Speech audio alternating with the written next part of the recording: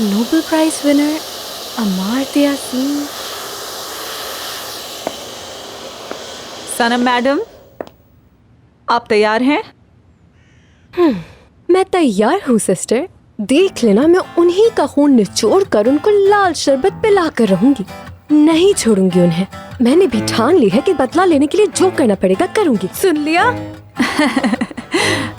हमें थोड़ी देर के लिए अकेला छोड़ते हैं, फिर आके कंटिन्यू कर लीजिएगा।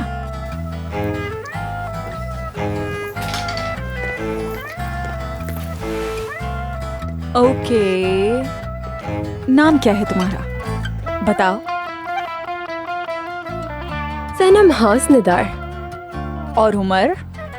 26। लेकिन लेडी से उनकी एज नहीं पूछते। अच्छा बताओ, कौन सी यूनिवर्सिटी में पढ़ा है? Oxford university.